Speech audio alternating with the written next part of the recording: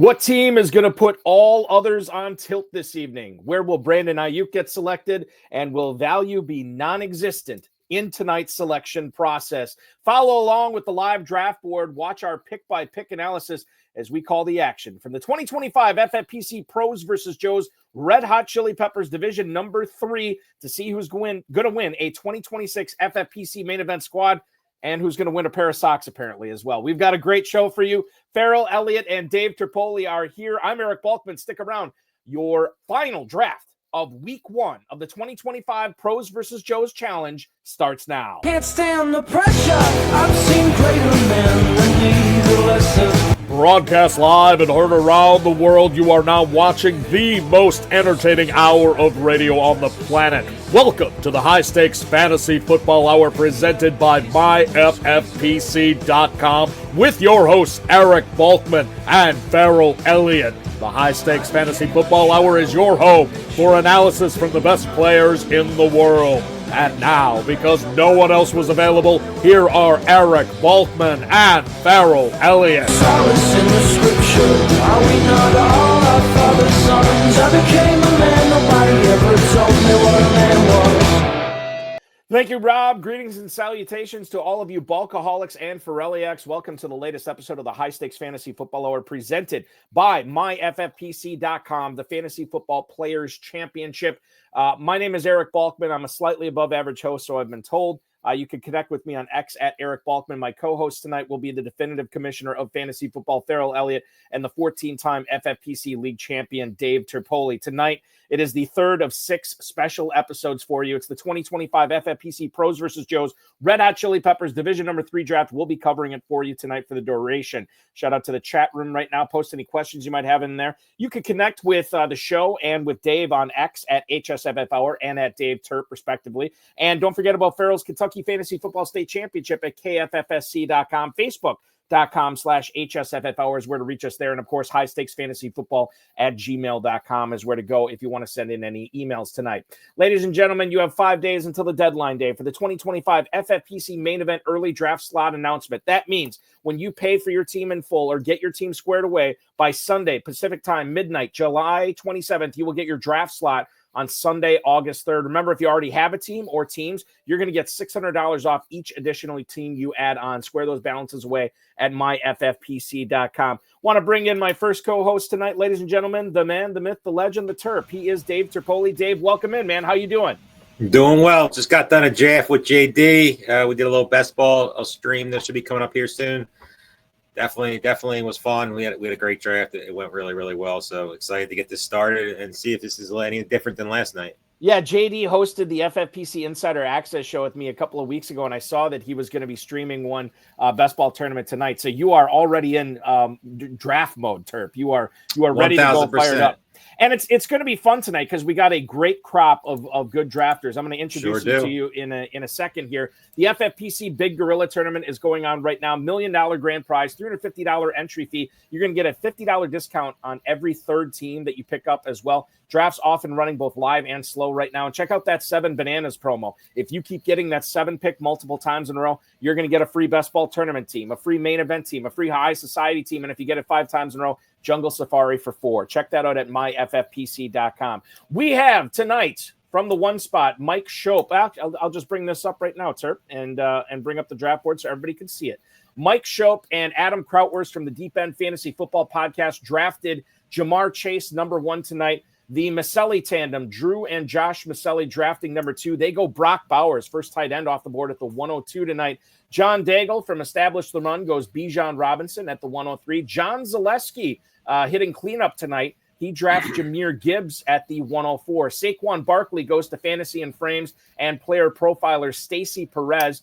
She gets Barkley there. Jefferson and Lamb, respectively, to Rob Vieira, one of the more successful FFPC Joes around. I've done a ton of shows with him. Very knowledgeable guy and an excellent pickleball player as well and pickleball coach. Interesting. Yes, very interesting. CeeDee Lamb goes to Fantasy Life's Dwayne McFarland at the 107. Ashton Genty goes to Dom Barani, Nick Costantino, and Sean Stutzman tonight. The Go Bills, former FFPC Main Event back-to-back champs.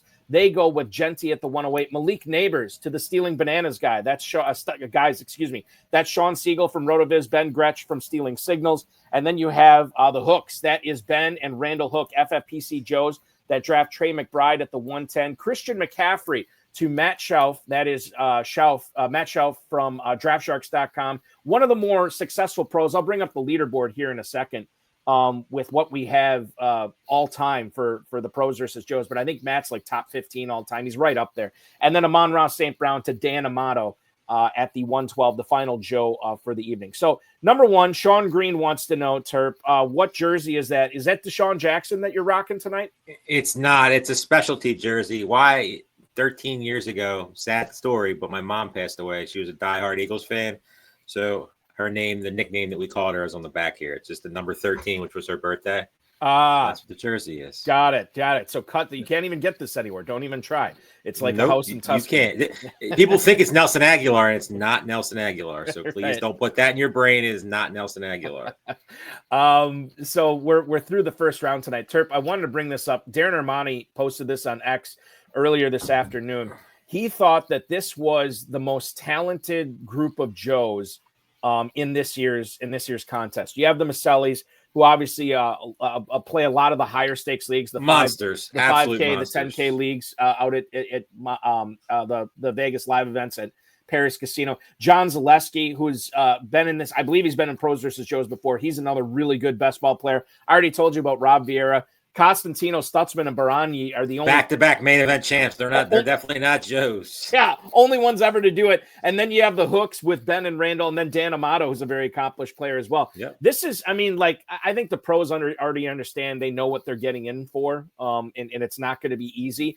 But I'm not trying to be hyperbolic. This is a really, from top to bottom, all six of these Joes teams, super talented. 100%. This is an extremely tough draft.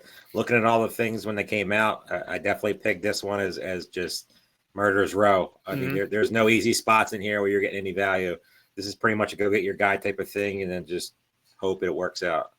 Terp, let's talk about the first round here. Brock Bowers at the 102. This is earlier than he normally goes. Again, for anybody who's watching this is a tight end premium format. So tight ends go a little bit earlier. There's no kickers, no defenses. Best ball, so it's set it and forget it. The lineup will be one quarterback, two running backs, two receivers, a tight end, and two flexes. So you could start up to three tight ends. And I mean, again, you don't start them. This is what the scoring system automatically decides after the week is over for optimized lineups. But what do you make of Brock Bowers at the 102 over guys like Robinson, Gibbs, Barkley, Jefferson, and Lamb? It's not for me. I'm definitely taking Robinson, Gibbs, Barkley, Jefferson, Lamb, and maybe McCaffrey over Bowers. I'm not going to sit here and say I won't have some of Bowers, but not that high. I just feel like that's a little bit of a reach overall compared to some of the guys that just went directly after him. There's no way I'm taking Bowers over Bijan Robinson ever. I get it. The people think there's a big drop off at tight end this year after the top three.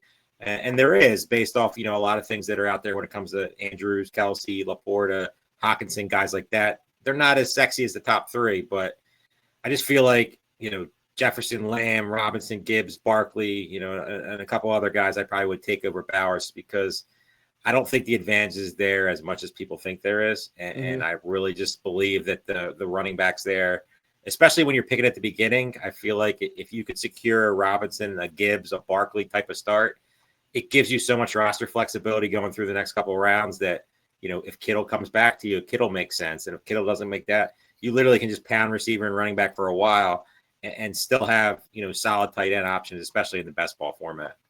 We got Bradley LaSalvia chiming in on YouTube right now. Wild to see Bowers moving up like he is. Love to see that people are buying into him. On paper, he has the potential to keep balling out. And I think that's a great point. He obviously could.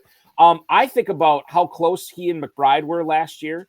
Terp, and McBride just could not find the end zone. The worst run out in the world. The worst. I mean, when it comes to Trey McBride, you can't, for as good a season as he had, because he had a great season, you add a couple more touchdowns in here, and you're talking about Trey McBride going next to Jamar Chase. People are, is there really a difference between both? I don't think so. I will take the cheaper guy. I'm not in any way downgrading Bowers, his talent, or any of that stuff. I'm just, based off roster construction and all that stuff, I feel like taking Bowers there just kind of puts you a little bit behind the 8 ball. I mean, it worked out for him because A.J. Brown fell in the second round. So that just like, gets things a little, going a little bit more. But A.J. Brown usually doesn't fall to that spot. So, it usually won't work out like that. And you're going to looking at guys that maybe don't excite you as much.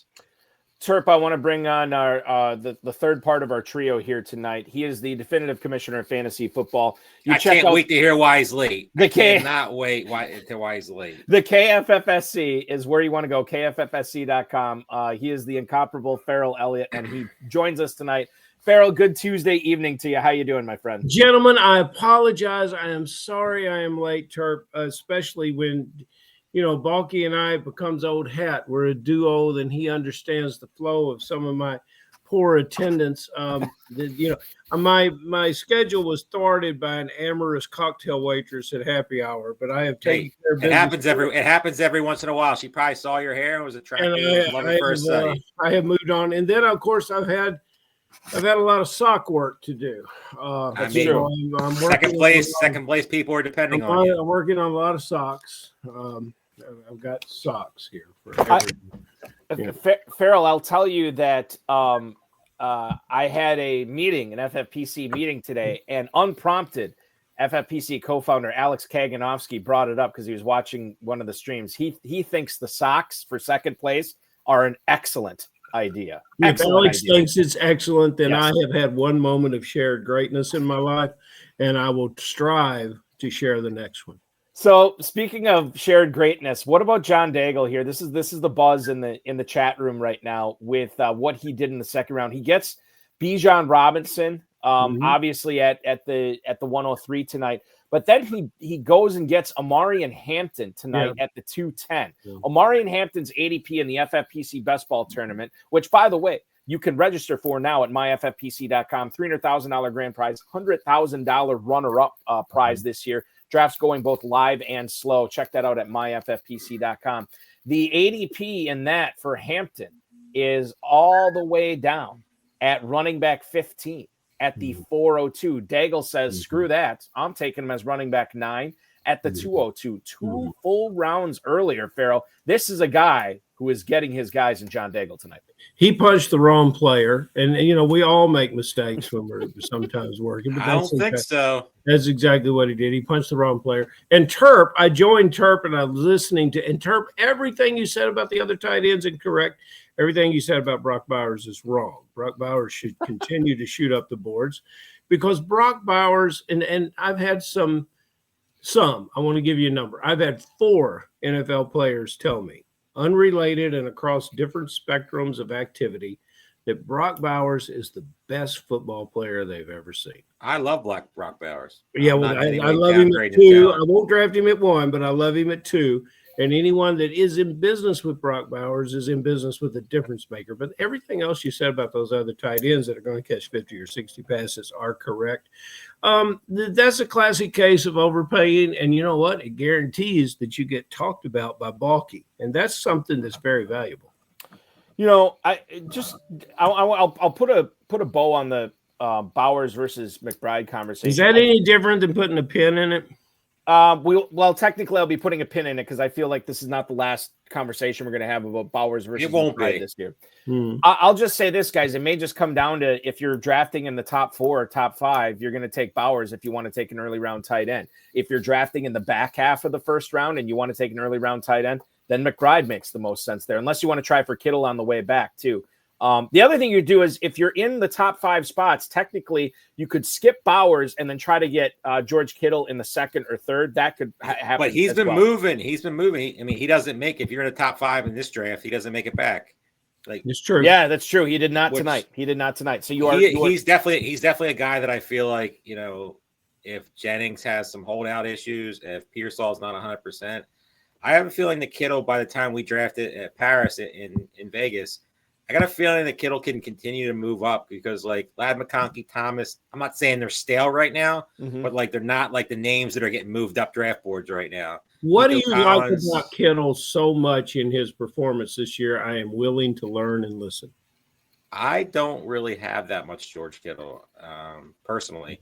I like the receivers that are being drafted around this range over him. I'm more of a wait a little bit down the road type. That was not the question. The question was, what do you love about George Kittle to make? I mean, because I love him too. He's probably my favorite football player that's Yes. non-Eagle. I mean, the guy is an absolute warrior. He plays the game right. He is a warrior, but he is not a. But he's not. He blocks too much. Injuries are a question, but I mean, you can paint the picture that he's tight end 1 this year. We have some of the greatest. We have some of the greatest 49er fans ever in the history of football. In one, Drew Maselli participating. Where's Drew drafting, Balky? Sean Green spot tonight. Where Bowers? He took Bowers in the 2 spot. Oh, so he was the Bauer. Well, but see, I didn't even know that. But when we examine the 49ers and we look at what happened last year, it was great between the 20s and it was terrible in the red zone, even with Kittle. It's a situation. I mean, even the kicker, God forbid he gets outside 40 yards, he misses everything. This is not the same team it was. Is Kittle going to lead this team, and who else is going to bring them back? Who else is going to bring them back for the kind of offense that we need to have out of all that fantasy value that exists in the 49er lineup? I think all of it is a bit overpriced. Sadly, I have to say the same thing about Kittle. Terp, am I ridiculously wrong? I don't have that much Kittle early on. I'm not. You've already said that, Terp. What I want to know is if I'm wrong. I don't think you're wrong at all. I mean, okay. I'll click the button. I'm not afraid to click the button because I do see the path where he gets there. But I won't click the button over some of these receivers and probably like a player like definitely not over A-Chain and definitely probably not over Bucky Irving. Guys, I want to add some flavor from John Daigle on his X account. He posted this about 5 hours before he drafted Omari and Hampton at the 2:10 tonight. This is from John Daigle at @NotJDaigle on X. Omari and Hampton is inevitably going to skyrocket in ADP after Jim Harbaugh stated today he doesn't know if Najee Harris will be back for training camp. This is interesting that Harbaugh said this today. And I think we see the reason why Daigle goes and grabs his guy at hand. He could be right. And honestly, when people see this, watching the stream, say, wow, Daigle took Hampton at the 2:10 tonight. Daigle could be partially responsible for a spike in ADP in the FFPC with Omari and Hampton. Daigle and obviously Jim Harbaugh as well. So I think that's we're connecting the dots here and finding out what happened with that selection tonight. Let's go back, guys. I want to go back to that Brian Thomas pick. I think it was Scott Hoyt in the FFPC YouTube chat said that was good value for the Go Bills guys. Getting Brian Thomas to pair with Ashton Genty there tonight. Brian Thomas normally goes at the 204, so it's slightly below ADP. But Terp, what do you make of Brian Thomas now contending for targets in that Jacksonville offense? Although Liam Cohen will be the OC there this year, what do you make of him contending for targets with Travis Hunter, the guy that they gave up a boatload for to trade up to draft in this year's NFL draft? It's definitely a little bit of a worry, but I love Brian Thomas. I mean, Coach already came out, saying a lot of positive things, how the offense is going to run through him. I believe that. I know they traded a bunch for Travis Hunter, but there's so much unknown with Travis Hunter right now. Like, do I ever see him being the alpha in that offense? I don't. Brian Thomas is that guy.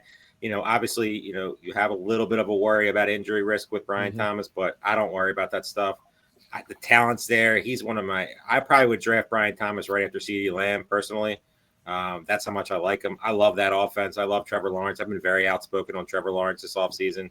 I really think the Jaguars take that next step, where Lawrence really gets to that potential that most people thought he was going to have when he came out. Liam Cohen, I thought was a slam dunk hire. You do worry, you've seen it all over, where these guys get hired after big years as offensive coordinators and they fall flat. So it's definitely in the range of possibilities where it's a possibility, but I don't see it. With Lawrence, it's if not now, when? And you've got if it's not now, I mean, he has tons of weapons. And when it comes to a young running back in Tootin, ETN still there. Brown they just brought in. Obviously Travis Hunter. Obviously Brian Thomas. Strange is a solid tight end. the Jaguars have plenty of weapons to get there. It all starts with Trevor Lawrence, and It's got to turn that clock back, baby. It's got to be 2022 again. If it's not now for Trevor Lawrence, he's probably on his way out. He might get another year, but that's probably it when it comes to Trevor Lawrence. My God. If he changed locations and went somewhere else and blossomed into what he could be, wouldn't that be a tragedy? I mean, anything's possible. I mean, Baker Mayfield, different type of situation, but I mean, look how it worked out for him in Tampa Bay. It did work out nicely. Hey, Balky, have you talked about my girl Stacy Perez tonight? I was just about to because Steph Miller chimed in on her spot getting T. Higgins at 305. So I thought that was nice value too. Higgins is kind of a conundrum because we know when he's at his best, he could be the best number 2 wide receiver in the league. Obviously, Jamar Chase is the number 1 there in Cincy. But we know he's going to miss games too. What's crazy is he missed games last year and he still was like a top 25 receiver. He missed like 4 or 5 games, which is crazy. And I like what Stacy did here too. Like you're talking about winning first place. You're talking about winning, listen, we could all use a pair of socks, obviously, but she's getting her guys here and to get T. Higgins. And I don't even know if Stacy likes T. Higgins. I shouldn't say that, but I know that she recognizes the upside with Higgins here. So getting him at the 305 tonight represents a huge boon in trying to win first place. So I like that pick for sure. What do you make of the rest of her team with Barkley in London, and she's about to be on the clock, Farrell? That's what I would have done early with Barkley. I would have pulled the trigger there. Turp probably wouldn't, but I would. And we had commentators last night that came in that were drafting, and one of the gentlemen said that he viewed Drake London as some of the best talent in the league and for this draft. And if you're ever going to, he's in the Trevor Lawrence Turp rule. If not now, when? She cut her teeth. Her first high stakes fantasy football event was when she came to the KFFSC in Cincinnati. And for full disclosure, Stacy somewhere. I mean, we're related. She's my mother's niece, great niece. I don't know. But she's a lovely person, and she's a talented person, and she's run with this. She sure is. She's great. She's run with this fantasy football hobby as quickly and as far as a girl can, and I'll be damned, she just stacked it up. I'm liking it more all the time. Yeah, Joe Burrow in the 4th to go with T. Higgins here to be interesting to see what she does. She could get obviously she's not going to get Chase or Chase Brown, but it'd be interesting to see what she does with a certain tight end or maybe another receiver here later on in the draft to really get that Bengal stack going. Hey, Turp, Rubio came in with something, and Rubio says Trevor Lawrence is a coach killer. I think the coaches Trevor's had been dead already. I mean, I believe they were dead before Trevor. Yeah, it's definitely Trevor Lawrence like this year is like so important for the rest of his career because the talent's there. They did everything possible to get Travis Hunter. They traded probably too much to get him. Brian Thomas coming off a big-time year pretty much without Trevor Lawrence playing. I mean, he doesn't have any more excuses built in anymore. Those are done. So I think Trevor Lawrence is a great pick this year, but it's possible if he doesn't figure it out above, the brain cells, if they all don't click, talent's there. It's just can he figure out the rest of the game, and that's where the question is. True. It's the same question I have with Caleb Williams. Same type of situation. This guy, I must be the Trevor Lawrence fan in this show tonight because last year he gets hurt, but the 2 years before that he threw for 20+ touchdowns, which granted isn't awesome, but it was 4,000 yards both those years, and he gets Liam Cohen this year. If you look at, and I don't have this in front of me, and you guys are going to call me out and say, Bulk, you're making this up. I'm not making this up. You would be surprised how often he finished as a top 12 quarterback. In 2022 and 2023, 2021, obviously I believe that was his rookie year, right? And he was not good then. You're 100% right. I love Trevor Lawrence this year. He's one of my highest end quarterbacks. Okay, so that's my point, Terp. Is like I feel like this belief that he's not been good is because we view number 1 overall picks as having this higher bar to get over, and Lawrence has not been able to ascend to that bar. Well, now you're talking about like because people believe that, and myself included over the past couple of years, this year not so. Quarterback 18, guys. He's the 18th quarterback going right now. I just feel it's like criminal. That's fantastic value for him. Herbert, May, McCarthy, Goff are all going in front of him. He's just ahead of Love. He's just ahead of Stroud. I'm a fan of Lawrence this year, and I think he gets it done. You can't go wrong at 18. Balky, do you think that it's a bit out of character and a bit off of center that Terp is so agreeable this year in these. We got to examine that because last night he wore some sort of peace neck sweatshirt, and he's very, very agreeable. And no, that's not always true. I might be agreeable on this, but I was just on a stream with JD drafting a best ball draft, and I said on the stream that the team that picked directly next to us was the worst best ball team I ever seen drafted. Yeah. So when that airs, that guy's probably going to see it and be like, they're going to say it's Terp being Terp. And that's what the people have paid for. His second receiver, but in reality, they paid. If you're going to war with Keon Coleman as your wide receiver too. Hey, maybe you know more than the rest of the world. But Keon, that stinks. How many besides or after Coleman, Terp? How many receivers did that guy draft? I don't think he took another one to like the 13th or 14th round. So you could picture some of the dreck he was putting together. It helped us because we were picking two, but it was. Look at that first running back in the 5th round for team 2. Yeah, we got the Masellis, Drew and Josh Maselli right now. Skip running back until the 5th round where they get Chuba Hubbard to go with Lamar Jackson, Brock Bowers, A.J. Brown, and Terry McLaurin. Farrell, what do you make about Terry McLaurin not reporting today? Is this a non-story? They're going to figure it out? Please get it done, and yes, I hope so. And that's a general manager that's got to deliver that deal. So this has to happen. It needs to happen soon. You got to figure it out. I mean, they have a quarterback that's free right now. I mean, you got to do everything possible to get as many weapons around him as possible.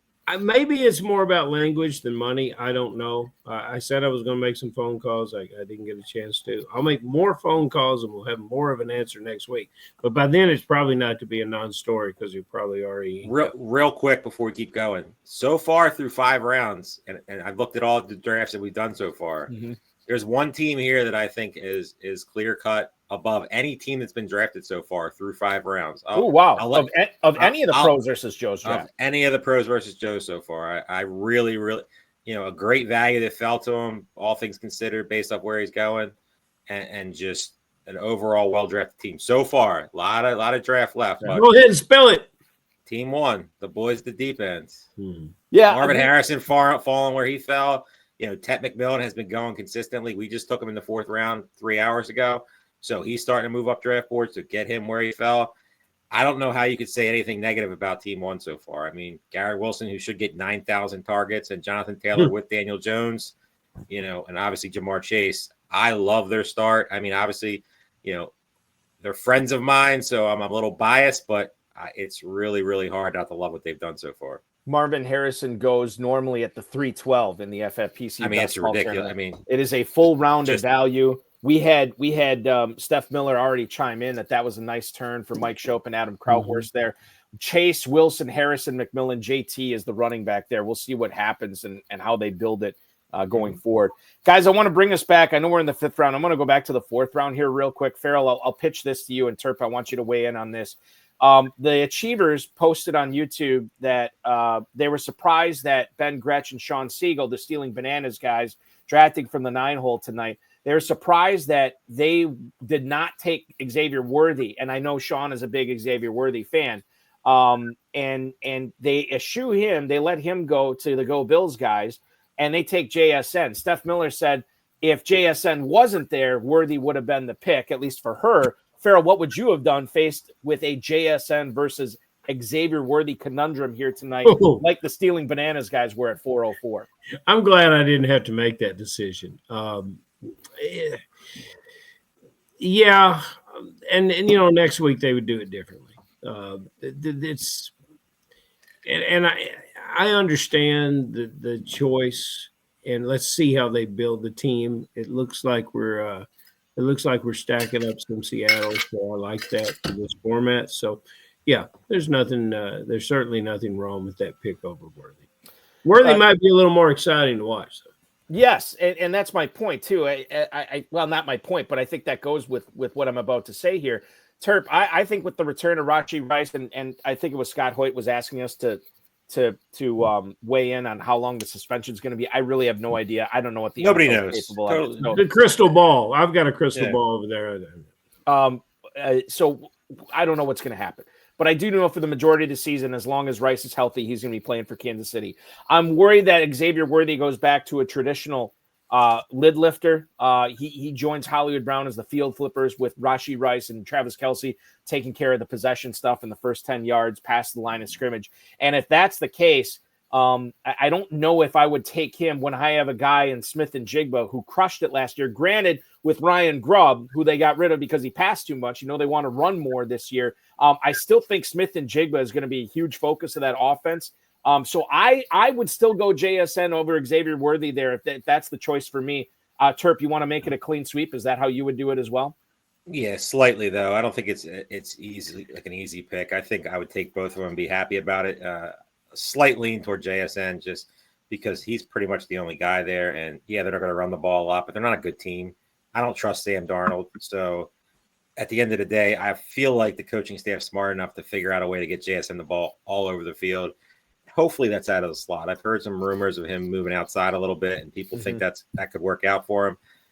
Put the guy in the slot. That's where he's the best at. I know Cooper Kupp's there. He's kind of muddy everything up, but it's JSN, but it's not anything convincingly. I'm a Worthy fan.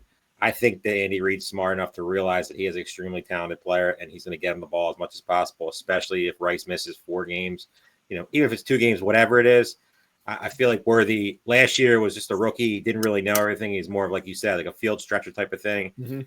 I don't think it's going to be the same player this year. I feel like he's going to take the next step as a wide receiver and really, really, really could take off. But it's still JSN by a little bit for me. And Sean Green posted on YouTube tonight, of course, Sean Green, a guy who was in this competition last year. He says, I want to believe Kansas City actually takes the top off this season.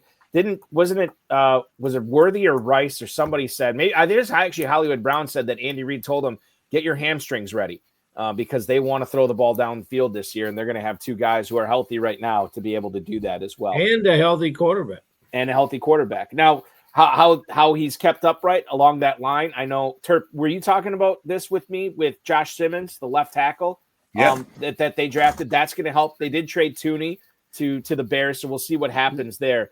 Go ahead. Don't forget the running game that's extremely questionable. I mean, there's a bunch of guys. Nobody really knows who's going to be the guy. Pacheco's being drafted as the guy. He will Smith be. Smith is a sexy name. You got Mitchell there. You got Kareem Hunt there.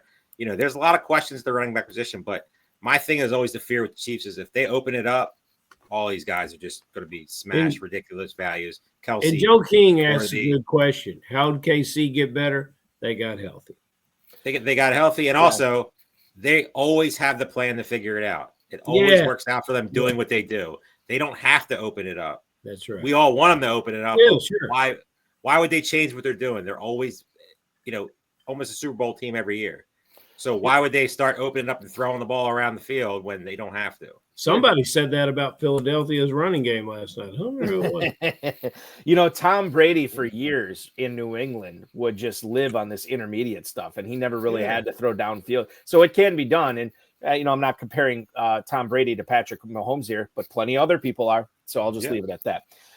Guys, Rubio and I can't remember who the other, I think it was Sean Green said, that Terp, you end up liking these receiver heavy squads. Do you feel like you have a blind spot with that where like anybody who's drafting early receivers, you tend to like those squads? Early, yes. I mean, I just really like the structure of certain teams when they have like these top-notch receivers because, there's some receivers that, I like and everybody else likes in these 7th, 8th, 9th rounds, but I feel like that's a better place, a better pocket where you can pick up running backs. Guys like, RJ Harvey who's falling. There's a bunch of other guys that are going to come off a board here, like the Travion Hendersons of the world, the Hubbards of the world. I love those picks. They all make a ton of sense, based off structures. But, when it comes to the structures I love, receivers are especially early ones because all those guys that he picked are all clear-cut number ones on their team. I know Trey McBride's there. I get it. I get all that. But Marvin Harrison should get a ton more look. I mean, Kyler Murray's the question. Can you get are him just the ball? in love with that Marvin Harrison, and I think you should be. I won't quit it. You're taking it way too far out there. You've got to catch 150 balls. I won't quit it. But I will. Who asked the question about Turp and the receivers? Sean Green and Rubio. Sean Green and Greeny should know because he's a confidant of everyone here. The reason that you like the receiver teams, Turp, is that you are made for Kentucky rules. You just refuse to embrace your destiny. And that's the problem with you, that you've got to work out on your own sometime this decade. But that's why you like all the yellow on the board. You're a little jaundiced.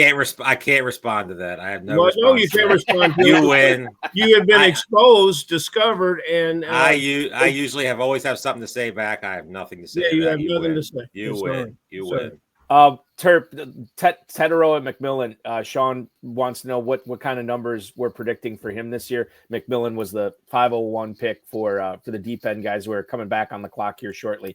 What do you project for him year one in the NFL with a guy in Bryce Young throwing to him who really came into his own at the end of 2024? Bryce Young looked good at the end of the season. I obviously trust the coach. He has a very, very good pedigree when it comes to number one receivers. They really like McTet. They really his last name. I always butcher his first name. I'm not even going to try that. So they always love Tet McMillan. They drafted him extremely high. They put a lot of draft capital into him, and realistically, there's nobody else there. So I could easily see a double-digit touchdown season for him. A big target share. I mean, there's really nobody else there. Like Zabler, Adam Thielen, guys like that are serviceable, but tight end position, nothing. Is he capable of being a number one receiver? You could say the jury's still out there, but I got a feeling they're going to give him every chance to be that guy. And where he's being drafted, he could be a league winner if Carolina and Bryce Young take that next step. Sean, to answer that question, at least my answer, I'd say 75 catches, 900 yards, 7 touchdowns. That's what I'd look for McMillan this year. Okay, guys, where did I want to go with? So Terp. I think you brought up a good point, and we'll see what the deep end guys do here. But regarding the types of receivers that they took, Chase, Wilson, Harrison, Tetero and McMillan, all expected to be the number one receivers on their team. Now, if you look at the hooks, which has been in Randall Hook, the FFPC Joes at the 10 spot, and you look at Matt Schauf at the 11, they also went receiver heavy in the first part of their draft. But look at who Hooks took. Collins, who's the number one guy. Adams, probably the number 2. Jamison Williams, number 2 receiver. Zay Flowers, number 1 receiver, but you still have Mark Andrews there as well, kind of gumming up the works. Maybe I'm cheating when I say that, but I'll just bring that up. And then you look at Schauf, number 1 in Nakua. Rashee Rice, is he the number 1? Maybe not to start the season. Maybe he becomes it. Mike Evans is the number 1. Devonta Smith is the number 2. So I guess for those squads, I guess you could make the case that, look, I like the deep ends better because they have all these number 1 receivers, Jerry Jeudy included, who they just took right here at the 6-12, where these other guys are littered with number 2 or not all number 1 options, right? 100%. I mean, I like Team 10's receivers over Team 11's receivers personally. Jamison Williams, I love this year. Devontae Adams, I get he's the number 2, but he could easily be the number 1 there. Nico Collins, we don't really say much about him, and obviously getting the tight end position with Trey McBride helps. Team 11, I don't hate the guys. The Devonta Smith is just, I love the player, but you got to believe in Eagles passing game for him to, really warrant where he's being drafted. And Mike Evans, one of these years, he's got to go down, right? No, he doesn't.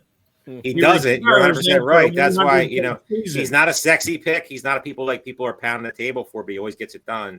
Boy, it sure is fun and sexy when he catches 40-yard touchdowns when you need it. 100%. And he loves that 1-yard touchdown. Just tweaks people like myself because you always have the Rashad.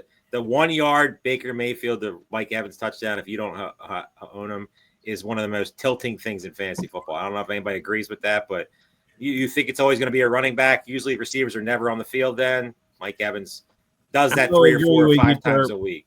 There's a first for everything. I'll agree with you. Guys, team number one. Now I think Krautwurst and Mike are just showing off. They're just showing off. Nothing negative to say.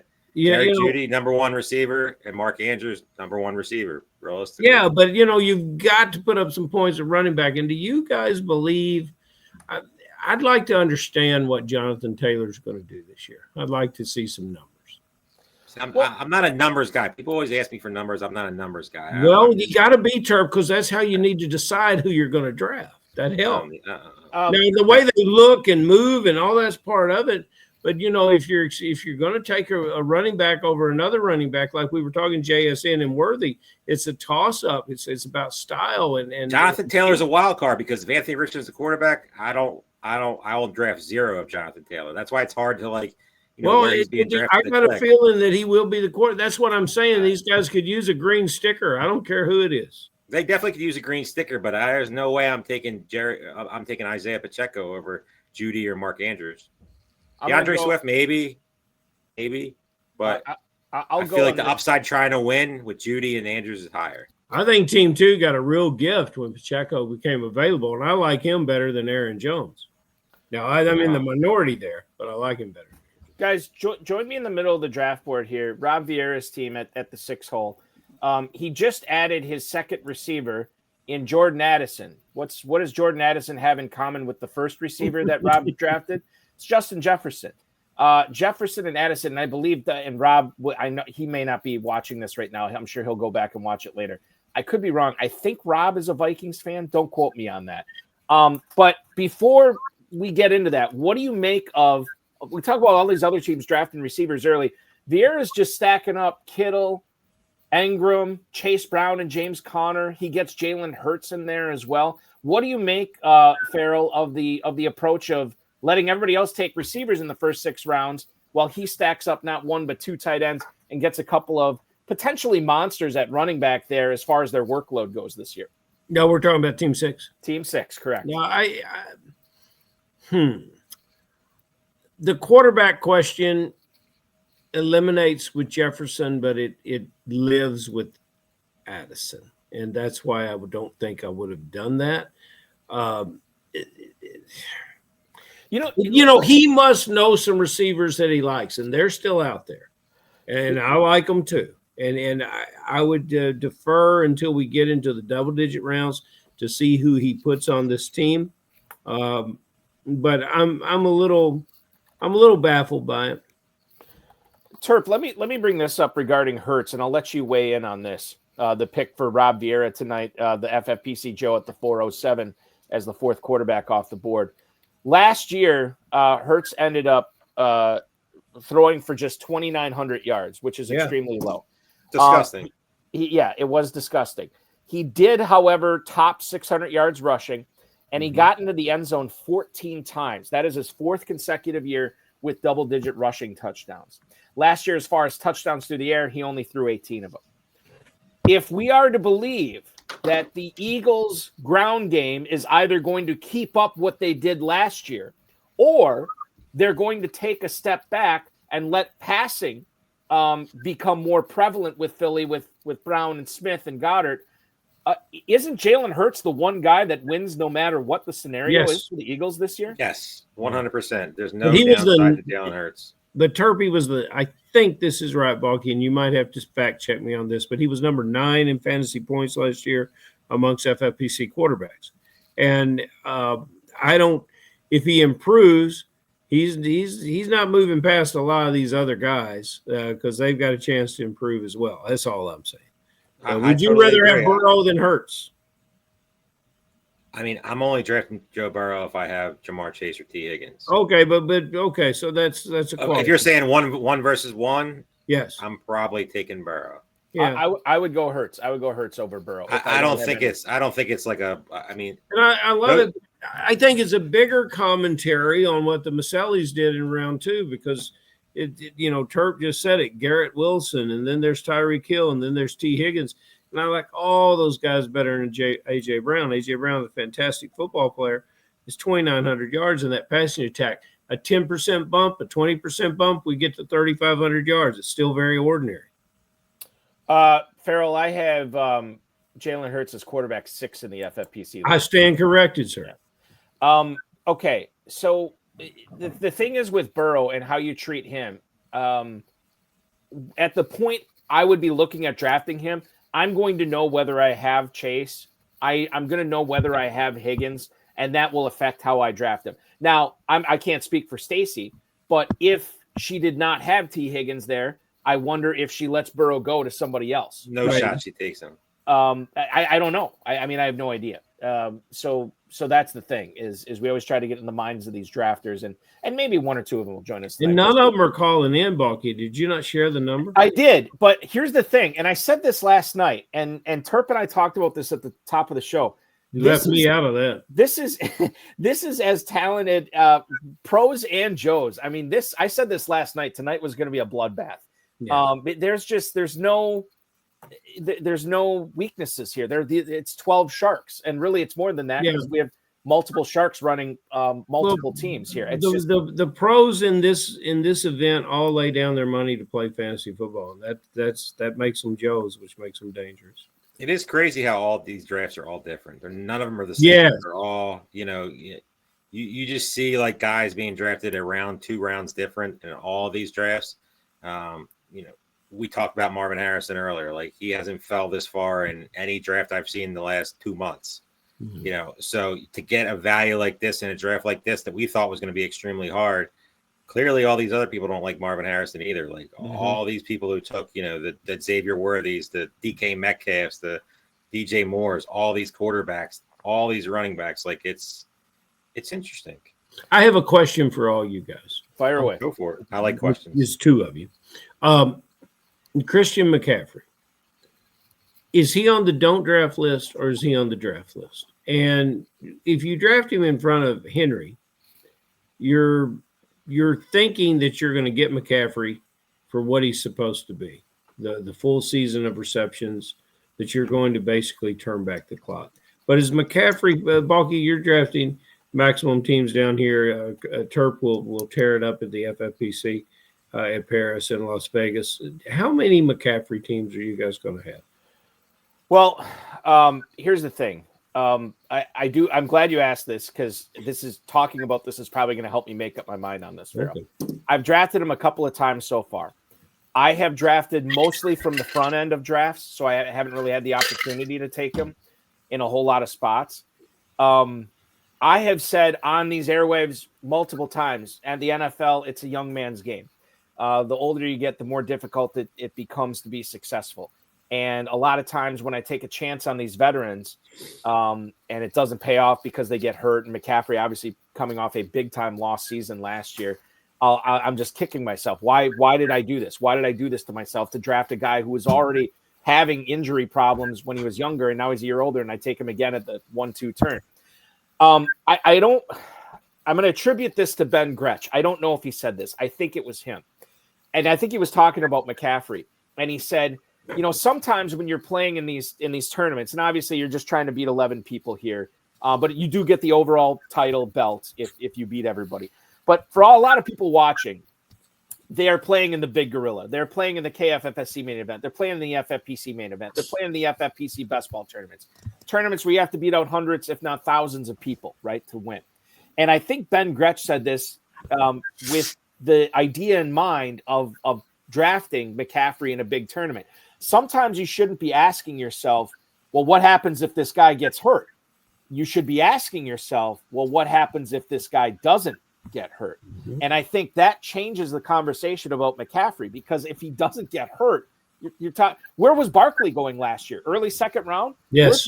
He was in the third round of some drafts in the middle of July. So this is my point. Like, I'm not saying McCaffrey's going to be this year's Barkley, but I'm just saying, like, for a guy who has shown us enough in fantasy football over the course of his career, where he was the de facto 101 multiple times over, and you can get him at the end of the first or the early second, what happens if he stays healthy all year? Yeah. And that's sort of the thing that I'm kind of talking through in my head right now when I'm on the clock and McCaffrey's available at the 111 or the 202 or the 203.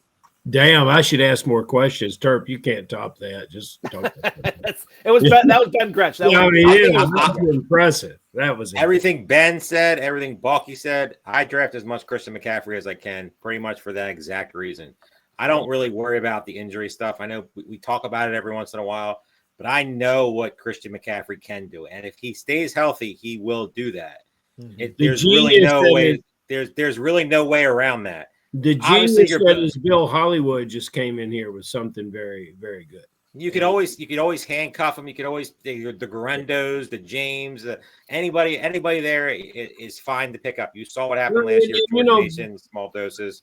if you want to look at an injury history, go look at Garindo, and then you'll say, "Oh my God, I got to back him up. I got to handcuff Garindo too." Everybody's taking Ashton Genty over Christian McCaffrey, and that's a popular little pocket right there. To me, it's Christian McCaffrey almost 100% of the time. That was and impressive. I don't hate Ashton Genty at all, and I'm not. But what we're talking about a Raiders offense that Geno's there, Chip Kelly's there. I get all that stuff, but there's too many questions there. And obviously, outside of injuries for Christian McCaffrey, if he stays healthy for 17 games, let's say 15 games, whatever, give me all the Christian McCaffrey I can get and wheels up. If it doesn't work out, it doesn't work out. But in these tournament settings where you're trying to win $1 million, you're trying to win your league, there's not many players like Christian McCaffrey that are sitting at the end of the first round in the second round in some of these drafts. Derrick Henry. Would you rather have Derrick Henry or McCaffrey?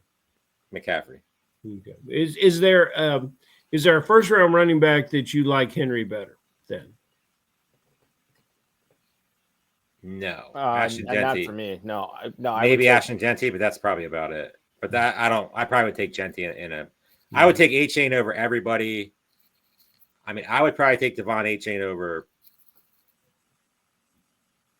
everybody but Bijan Robinson, and that might be the end of the end. Okay. Just regarding what I said earlier with Ben Gretchen, and this is going to be hilarious if Ben never said this or wrote this because we're attributing. We're giving him all the credit for it, so it's out there now. But Teague Orgman, and Teague, I think I'm getting your name right. I could be wrong on this. He says Gretsch is right. Should be playing very aggressively in the main event or Big Gorilla. And how would Teague know this?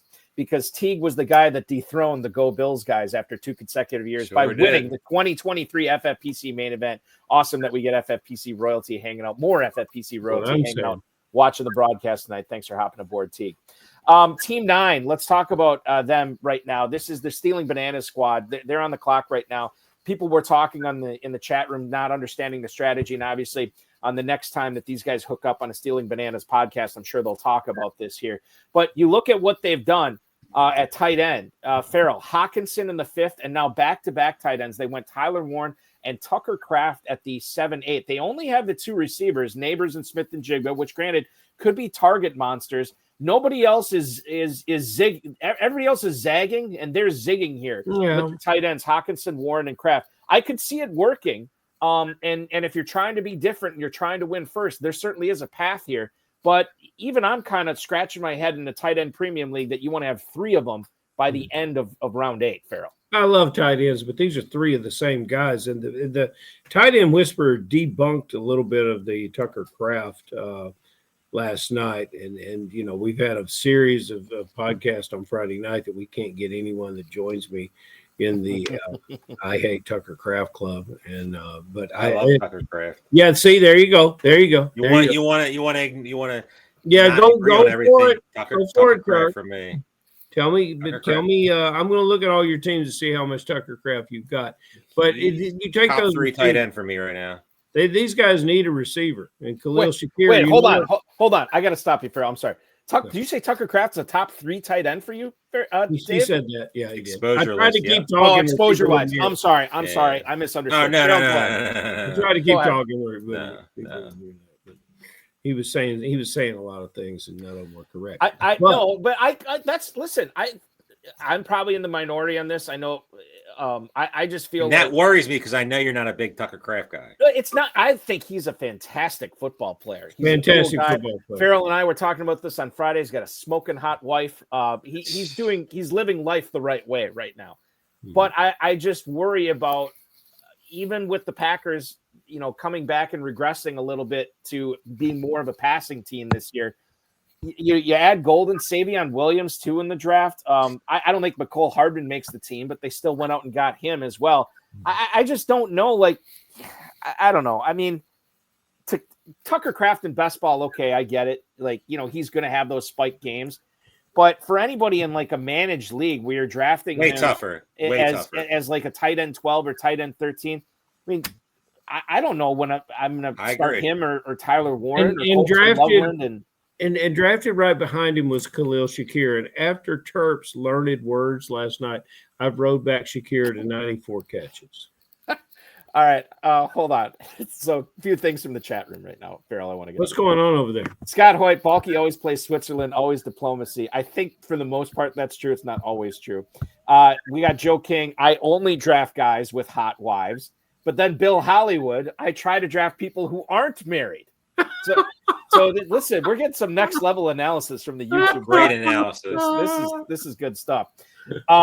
Joe King also said a 3 tight end start and managed is signing up for coin flips. I'm with him on that. This is best ball, so these guys don't have to worry about it. But with Joe, I'm totally with you. This would be a nightmare trying to figure this out. Now, tight end premium and double flex. Obviously, if you plan on flexing these guys out every week, okay, that's fine. I get Still that. tough. Still tough. But yeah, it's not an easy thing Tucker to do. Kraft is more of a best ball guy than he is a redraft guy. Matt Schauf is on the clock right now. I'm going to try to scroll up to it right now if I can find it, and I may not be able to find it on the YouTube chat right now. If I can get, sorry about that, guys. If I can get back up to it here, there was a comment on Schauf's team. Corey Walters had it here. I got it up. I'm not feeling Team 11 between guys being able to stay healthy and suspensions and being old. Maybe a stack can help him. And he's referring to Draft Sharks Matt Schauf, who, by the way, 20th all time on the all-time FFPC Pros versus Joe's leaderboard. So he's gotten a lot of stuff right over the years. Speaking of stacks, he just added one here with Hollywood Brown to go with Patrick Mahomes, who we got in the 7th round. Yeah, I mean, McCaffrey and Nakua, certainly injury risks, but again, you're going for first place here. Rice with the suspension. I think the suspension is, I don't know, guys, I keep coming back to it in my head. It's going to be like 3 games. And if I'm without Rice for 3 games, I can deal with it. You'll Evans survive. and Mixon, not the youngest guys in the world. I like Devonta Smith. Jake Ferguson, I think there's a positive report by one of the beat writers taking in training camp today about Ferguson. You have Travis Etienne at a good value here too. There's question marks, but I could see this working out too. And Schauf obviously knows what he's doing. Terp, I'll let you weigh in. And Farrell, I want you to give your commentary on this squad too. But what do you think of Matt Schauf's team at spot 11 tonight? I don't necessarily agree with all the players, but the structure of the team is perfect. I mean, there's really nothing negative to say about the overall structure. I mean, getting McCaffrey, we talked about him. Puka, who's kind of stale right now in drafts. Nobody really loves him. Everybody's afraid of Devontae Adams. Are they afraid, is the Rams going to pass the ball enough to warrant both guys where they're being drafted? Rice's suspension, it doesn't scare me away. I mean, if it's 4 games, I'm still fine. If it's 6, then we're in trouble. But yeah, I don't think it's going to be that long. And Joe Mixon's not a guy I'm pumping the table for, but he's still a guy that always produces. And then Mike Evans, we talked about. Jake Ferguson's a guy that I've been targeting a lot at the tight end position. I just really love that Dallas passing game between Pickens, Dak, and Jake Ferguson. Obviously, CeeDee Lamb. ETN's, I'm an ETN stan, so I'm going to draft him as much as possible. And then getting the stack with Brown to offset Rice being out, it makes a ton of sense for this kind of contest because you're not really losing anything. When Brown is going to be in there, obviously Rice is a better player, but Hollywood Brown's no slouch. So let's say it's 4 games. You're getting 4 games of Mahomes and Brown, and then you're getting, the rest of Mahomes, Brown, and your 4th round pick Rice. So 3rd round pick Rice. So I think it's a very, very well-structured team. He clearly knows what he's doing. I mean, again, I don't necessarily agree on some of the players that he drafted, but it doesn't really matter. The structure of it's perfect. Farrell, what do you make of Schauf's squad here? I think Terp makes a good point about getting Hollywood Brown here to kind of offset a potential Rice suspension. And then it's wheels up after that. What do you make of that and the rest of the squad there? When Casey Stengel was in front of the Senate subcommittee on the antitrust exemption, and they talked, and he went on and on and on. And Mickey Mantle's response when they asked Mickey Mantle, he said, "Well, just what Casey said," and I'll say just what Terp said. But I will say this: he's drafting old school names, and I love it. He's drafting an old school lineup. He must not be a dynasty player because he doesn't know the rookies. He doesn't engage with the rookies. He needs more tight end. 59 catches and 0 touchdowns won't get it done. Ferguson will do better for him, but he needs more tight end in this format. And I'll be curious to see where that's coming from. But these are some old school cats in here. I'm looking for Tyler Lockett to join this team. I'm looking for Flacco as a backup quarterback. This is an old school team. Yeah, I mean, we could see Drew Bennett join the squad as well. Of course, you think of Keith Byers would be an excellent 19th, 20th round pick, right, Terp? Keith Byers. Funky, every time you start talking about these hot wives, and but you're not conscious of it. You're actually going back to Moneyball. And I would say, yeah. In the words of James Bond, I will say, Balky, you are money and you don't even know it. Yeah, no, I kid about the hot wives thing. I think everybody, I shouldn't say everybody. I think a lot of people just assume, anybody from the upper Midwest, like, because Tucker Kraft's a South Dakota guy, they just assume we're all married to swamp monsters up here. And Gary Morgan just says Stacy's mom has got it going on. Yeah, that's true. She does have it going on. No. Stacy's mom has got it going on at number 5. One word different, you're fine. Yeah. No. So guys, the other conversation we had tonight, Nikki Banks points this out on YouTube, the conversation that's going on the stream right now. Shocking to see Chris Godwin go before Emeka Egbuka. After today's news, they should be swapped. So tonight, in the draft, we saw Emeka Egbuka rise up about a full round where he normally goes, according to ADP. That Go Bills franchise with Barani, Costantino, and Stutzman grab him at the 908. But this was after Chris Godwin went to the Masellis as wide receiver 44 at the 811. And I believe the news on Godwin today, and I'm going to look it up just so I'm not misquoting it, but I believe that the report was that he had a second ankle surgery, and they don't know if he is going to participate in camp. Like, this is another thing too with Harris. I'm reading it right now. I'm trying to find it here, guys. Okay, while I find it, I'll let you weigh in on it. Farrell, were you surprised to see Godwin go that much earlier than Egbuka, given what we found out today from the Buccaneers? Early news from training camp is always a little bit puffery, but Godwin is finding that IR, that one game injured, that medical 10 on the sidelines a little too often for me. I'm not saying I would have turned to the other Tampa receiver, but I think maybe I would go shopping somewhere else for Godwin. That really hurts my heart because it's one of the players I most admire in the league. Okay, so Godwin gets placed on the PUP list today, Terp. Underwent the second procedure on his ankle. Jenna Lane, who covers the Buccaneers, said that that was more of a cleanup procedure and that he's doing well right now. But I think we have to look at this and understand, like, there's a probability here. There's a lot of different outcomes here. And at this point, like, I kind of went away from drafting Chris Godwin, who was my favorite player last year to draft. And I started off drafting season back in the winter, January, February, March, or whatever it was. And I was drafting him again as my number 3 receiver because I believed that he was going to be healthy at the start of the season. And dude, now I'm not so sure. I've been avoiding him, and he might still be in a void until I see him back on the field. Yeah, go ahead, Chris Godwin. And I what do you say, Terp? I'm sorry. I will have 0% Chris Godwin, and that won't change. I said it since the beginning. Before how far would he have to fall? How far would he have to fall? I don't think I could take him at all. I mean, maybe 10th round, 11th round, something like that. I was just say double-digit rounds. I might think about it, but I mean, the thing about Chris Godwin is obviously we know about the injury stuff, but it's not like he has scrubs behind him. These guys can easily take this job. Jalen McMillan, Emeka, guys like that.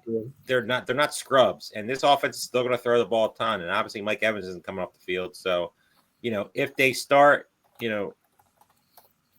getting more acclimated with that offense, and they start, really, as the season starts on, they start really, really pressing, and they do well. I think Chris Godwin could be an afterthought. It's the same stance I have on Brandon Ayuk. They take advantage of their opportunity for us in fantasy ball. It's the same stance I have on Brandon Ayuk. I will have 0% Brandon Ayuk.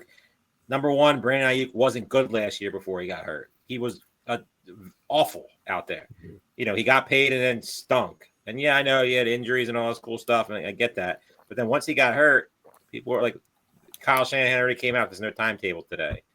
Guys like that, if they beat me, they beat me. Yeah, I know you could say, well, they're being drafted at a value that could help you down the season. But to me, in a best ball format, I'm totally out. In a redraft, maybe, with the potential that I could hold a roster spot for them to when they become valuable. But Chris Godwin and Brandon Ayuk, I will not own this year. Well, let's stay on that Niners thing. So, would you have the same kind of bump with Jennings?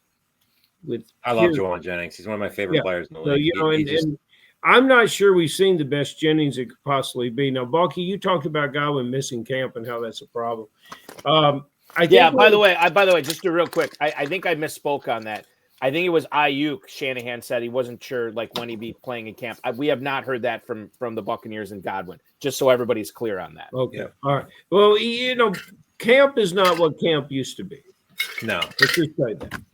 Javonte Williams is a star. You saw that piece today that came out. The video of him running through guys with no pads on. Javonte Williams is going to be the next. He's going to start rising in draft boards. Good luck, Javonte. That's a tough part. Preseason's tough, man.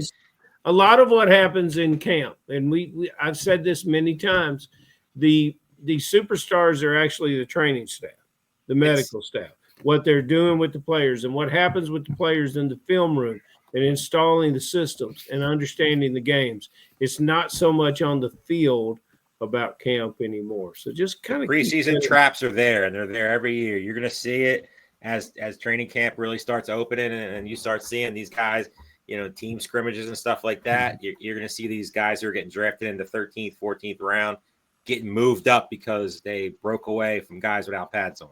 Yeah, looking good in shorts. It's you can't say it any better. And we see it every year from Marquise Callaway to Terrace Marshall and we can go down the list of names that just rose up draft boards after like preseason, pieces of how great they were going to be, and they were just complete flops. Well, my favorite preseason draft board adjustment was on Jamar Chase, who for some reason people thought that he could no longer catch the ball. Couldn't catch the ball. Remember last year, Carson Steele. Everybody was like, the ball in camp on TV. How bad. It happens every year. It does work. Chase is a good example. It works the other way too. I mean, like Puka Nacua, we that was another guy that really gained steam.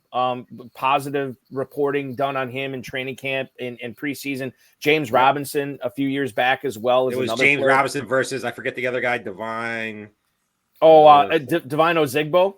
Yeah, it was like up until we drafted in Vegas, like there was a question of who the guy was going to be, and if you took James Robinson, you were printing money. If you took the other dude, you were drawing dead.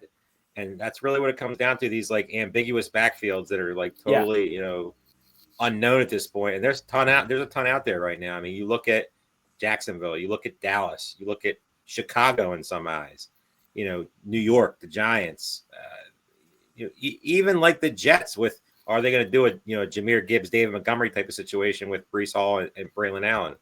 There's just a ton of backfields out there that are very, very, very questionable. Washington, like nobody knows, like, they hate Brian Robinson, right? But he's still going to be the guy. Austin Eckler, and then you got some rookie buzz. That's definitely stuff you got to start paying attention to, because you always try to get as many of these guys as possible. Because if you get the right one, you're well ahead of the game. Look at Team 4's quarterback stacks, fellas. Farrell, we are going to get to that. I promise. Okay. Two things I want to get to before we move on. Number one, Mac Nova, former ESPN researcher to the Stars, he said Reichwell, Armstead, and Divine Ozigbo and James Robinson. It was like a three-way thing, which made it even more confusing for us in Las Vegas. I'm going to present the timeline for Chris Godwin here without context. And maybe this is related, maybe it's not. Week 7 of the 2024 season, hurts his ankle on Thursday Night Football. He's out for the year. March 10th of 2025, he is rewarded with a brand spanking new contract, 3 years, $66 million, $44 million in guaranteed money. That was March 10th. April 24th, which is basically 6.5 weeks later, the Buccaneers use a first-round pick on an Emeka Egbuka. Some would say that these are conflicting signals, right? Or I guess conflicting signals. Others would say, look what happened. Like, look in the order of these things happening, and that will point you to Emeka Egbuka. Haven't made up my mind on it, but I'm kind of with the majority of the YouTube chat tonight. I think I'm sort of looking at Team Egbuka over Team Godwin at this point until I see something from Chris Godwin. Okay. Team Jalen McMillan's no slouch either. I mean, he's Jalen McMillan's another guy that we'll have to be looking at. He really looked good last year. Everybody's like pretty much ignoring him and pretty much saying he's an afterthought. And I'm not sitting here saying that they're not right in some regard, but if something's out with Godwin, like Baker Mayfield has that rapport with McMillan, and if Emeka, I can't always say what's his last name, Emeka Egbuka, close enough, whatever. It's all the same. I'm terrible at pronunciation. That's okay. But if he does, you don't have to pronounce it. You just have to draft it.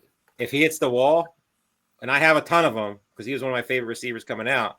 Why not Jalen McMillan? Jalen McMillan's going like the 15th, 16th, 17th round of some of these drafts.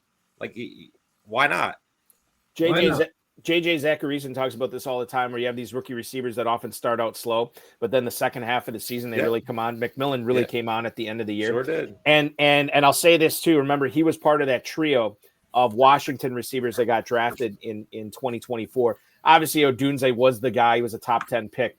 But when it came to McMillan versus Jalen Polk's stats, I think were inflated because McMillan got hurt. He wasn't on the field. McMillan was keeping Polk, almost irrelevant on that offense while he was healthy. And then McMillan gets hurt, and people penalize him for that. And then people penalize him for the start of the season last year, which was not great. Actually, I think he caught a touchdown in the first game or the first two games or something like that. And then he basically disappeared to like week 12 or week 13 or whatever it was. And then he really came on.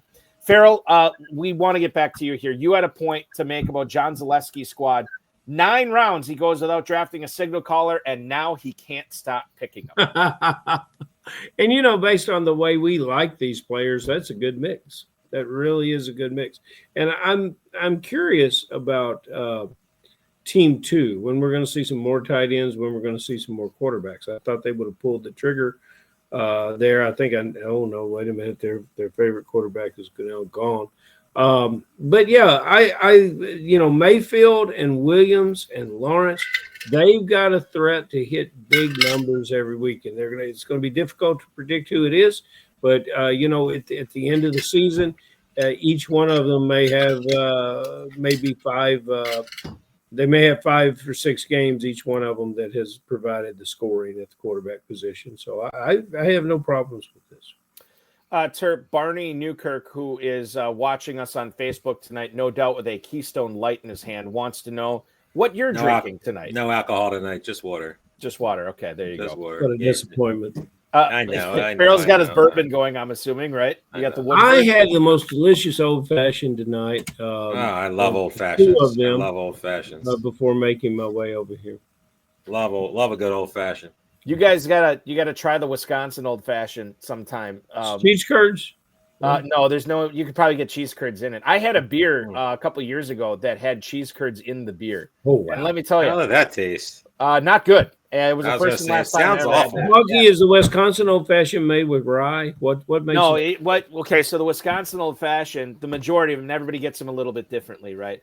I think most people still get whiskey sour, but you can get whiskey sweet. You can get. We have a big German heritage here, so I always like paying homage to my German heritage by getting a brandy sweet, which I get made fun of. But the mix it's much less potent. They go down like candy. Whereas you go to Kentucky, you go anywhere else, you go to a really nice cocktail bar on the coast or Chicago or whatever, you get an old fashioned that will knock you on your rear end. The Wisconsin old fashioned is designed to have 3 or 4 of them before your fish fry on Friday, and then maybe 1 afterwards as well. You can't do that with like the traditional old fashioned. Irish whiskey at 80 proof is your friend, Balky. Yes. I'll tell you who else is my friend. And I'm going to bring him on right now, ladies. Really? A guest? Yes, we have a guest here, and I want to bring him on. I didn't know if he was going to hop aboard, but he is hopping aboard right now. He is drafting from the 1 spot tonight, along with Adam Krautwurst. You can hear him on WGR 550 in Buffalo. Of course, the Odyssey app, you can listen to him as well. Monday through Friday, 3 to 7 p.m. Eastern time. You've also seen his mug on Ship Chasing, Purple Insider, and, of course, the Deep End Fantasy Football Podcast. You follow him on the X at Schopp Talk. Please welcome in one half of the Deep End Fantasy guys. He is Mike Schopp. Mike, welcome aboard tonight, man. Somebody said something about what it's like to drink in Kentucky, so I had to jump on. I figured that it was like a calling card for you on that one. So you and Adam are drafting from the 1 spot tonight. We talked about your team fairly extensively. Terp really liked your start here, and you have filled in the cracks at all the other positions after pounding receiver early, my friend. We have to, land the plane, so to speak, right? I mean, tight end went to the right, quarterback, I think maybe we got away with it. Running back, so far I'm okay. When you get to past like round 10, all the tight ends feel like they're the same. So our thinking is just to try to draft 4 or even 5 of them by the end and cross our fingers. But couldn't resist the receiver thirst early.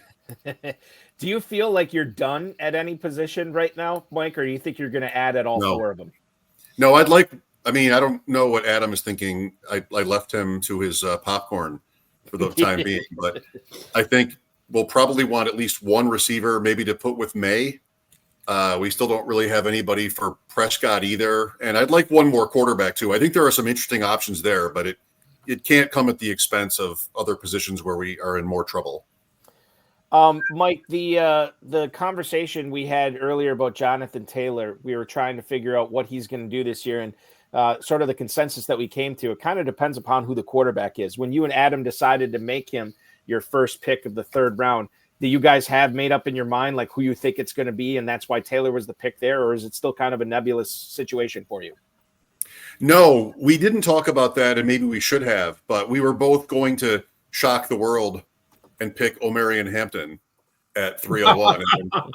And then Daigle went and did it, and then I'm texting with him all day because he wants to know what we're doing at 1, and we went back and forth on that. And then I said, we were going to pick Hampton. He said, I was going to pick Kittle. But he shouldn't have expected to get Kittle. Right, yeah. Really, yeah, that would have been a tough get. So we were expecting to get Hampton. Yeah, okay. That's wild. So Mike, I mean, you do a ton of drafts. Like, is this going to be the new normal for Hampton back end of the 2nd round? That's what people are saying. I don't know different. And until we get some sort of real information on Najee Harris, that isn't just his coach saying, I'm praying for him, and that we hope to have him back by the end of training camp. And, what was interesting about that story is, like Schefter and Rappaport and Tom Pelissero, they all come out with the big news all within seconds of each other because they're all given it. They're not really reporting. They're just handed the news, and it's choreographed. This one, they didn't have it for like 2 weeks. They didn't even know that Harris had been hurt. So it's been weird from the beginning. I think until we find out, if we do, that Najee Harris is actually okay, then that slows the steam down a little bit on Hampton, but it doesn't have to slow it down that much. I mean, he's still a 1st round pick. Harris isn't good. So I feel like Hampton is probably at his floor right now. I think I would probably guess. When you, I want to get back to your receivers here, Jerry Jeudy. We talked about the ambiguous situation, the ambiguous quarterback room in Indianapolis. Well, that Cleveland says, hold my beer, because they got 4 guys that we just don't know what the heck's going on there. Is Jeudy the type of guy that you could pick at the end of the 6th round and feel pretty good no matter who the quarterback is there? Or is there a little trepidation of like, oh God, what if it's Dylan Gabriel or something like that? I mean, even in his career already, it has gone sideways a little bit. But last year, he so spiked in targets, and I don't know, like Flacco will feed receivers. He's their number 1 easily. And maybe he's a trade target if they're 0-7 or something like that. I mean, he's a former 1st round pick. So I thought it was worth the gamble there. I mean, we were already pretty good at receiver. I would have liked Olave, I think, the most in that 6th round. But I thought he was worth it. And there really is I don't think I have the stomach for a stack Browns pair. I don't think anybody does. No. Right? It would be Pickett for me, I think, probably, but I don't think we'll end up there. Too many other late round options. Mike, you're about to be on the clock. Do you have to confer with Adam on this? No, he's got more this. no matter what. I told him I was coming to talk to you, so he's going to take this. Can you let us behind the curtain, like with the guys that you had talked about? Do you think you have a handle on who he's taking here? I would guess he takes at least 1 more tight end. There are still a handful of them that who knows. And after that, I don't know. I don't think unpredictable Krautwurst is you could always bet on that being unpredictable. After you spend how many hours preparing for this with him, he's still unpredictable. He's good though. He's good though. That's great. He'll be collecting trophies in Kentucky. And you know what, Balky? He's got a running buddy coming with him to help him carry him home. Good And for it's him. not Terp, but it's family else in this 4-person family. My first time. What do you think about that? My grandparents are from Kentucky. I've spent very little time there in my life, so I'm eager to get there. And I've heard great things about the weekend. It's a lot of fun. It's a lot of fun, Mike. You're going to love it. You're absolutely love it. So the picks are in here. Marshawn Lloyd, who I like both these picks quite a bit. Marshawn Lloyd in the 14th round, and Elijah Arroyo. Let's talk about Lloyd first here, Mike. This is a player that I think everything that could go wrong went wrong. His nickname in Green Bay was Murphy's Law last year because it was awful. With having appendicitis and the ankle injury. And I'm making that up a little bit when I say Murphy's Law. Nobody called him that, but it just was bad. It was a bad mulligan rookie year for Marshawn Lloyd. And now this year, I don't think that the Packers are going to lean on Josh Jacobs as much as they did last year. I think they're going to go with what should have been plan A last year, was more of a tandem between Jacobs and Lloyd, with Jacobs maybe, making it like a 65-35, a 65-30, and then 5 for Emmanuel Wilson, Chris Brooks, or whatever. I think we're going to see a lot of Marshawn Lloyd this year. If Jacobs were to go down, we're going to see a lot of Lloyd. So I think that pick is really good. I'll get to the Arroyo thing in a second. But listen, I think Adam did you right here with Marshawn Lloyd. I woke up one day in the middle of June, and he was my most owned player on Underdog. Like, I don't know. That's just how that happened. But usually you want to bet on the so-called mystery box of the rookies, but the Packers really didn't add one. Or they did. It was later, and I liked Lloyd a lot last year, so he's kind of free. I feel like I'm in very special territory here, being able to comment on my own draft without having actually picked the players.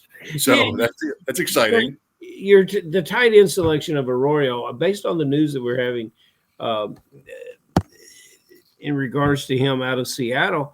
Yeah, I would have expected an earlier draft spot than the 15th round. And I think you guys have got a steal there. This player can line up at a variety of wide receiver positions, a la Brock Bowers, and he's great size and good movement skills and a great pass catcher. And people love him more the more they see him. I can't wait for preseason to watch what this player does on the field. Congratulations on that choice. I hope that Seattle's offense is stable enough to pay that off for us. Like this, what's happening to our team, Farrell, I think is why you pick Bowers at the beginning, because like this is really a scramble and it's a lot of guessing as to which ones of these guys are going to pay off. I would rather not get too like rookie tight end to have heavily invested in that. Not in a dynasty thing, but in a best ball or redraft thing. But you might have a quicker pipeline to Adam than I do. I think I'm going to want one more tonight at least. I think you might get him. And we talked about 4 tight ends being part of the build last night. And you take your 13th round Theo Johnson, and I would say that this year 2 for Theo Johnson is a continuation of his rookie year. Maybe Balky thinks the same thing. Well, let me just say this real quick about the Seattle thing. When Fant got cut by the Seattle Seahawks, there were 2 releases in the Pacific Northwest. 2 releases by Seattle. One was the release of Noah Fant. The other was the release of the beast in Elijah Arroyo that is going to run roughshod now for that Seattle offense. We'll see. He's building it up. You see what he did there? I'm just telling you, man. Like there is a beast there when you're talking. Now, ADP could kill that beast. I mean, if he ascends, to round 11 or whatever, then it's not great. But round 15, yeah, for sure. And I think that's a great pick for you guys. I like the Theo Johnson pick as well. This is sort of burying the lead a little bit, Mike, but I have to go back to round 4. How surprised were you that Marvin Harrison was staring you in the face at the 4-12, a full round after he normally goes in the FFPC best ball tournament? That was exciting. When we were tracking that round, we were hoping that the quarterbacks would go. I think we would have been open to Hurts and a Devontae Smith kind of thing there, but I think we got away with it. And I'm not a DJ Moore fan, so I was happy to see him go. Worthy was never coming down. I was happy to see McLaurin go. And then it was Harrison, and then it was between McMillan and Hunter for us. So, yeah, that was nice value. And by the way, on Theo Johnson, so if you don't mind, this morning on ADP Chasing, we went through some team pictures, like the workout pictures. Mm-hmm. And the one with the Giants, like Theo Johnson is the proximity to the quarterback seems to like maybe be there a correlation there for value. And Theo Johnson was like right in there. So that probably subconsciously helped me want to pick him.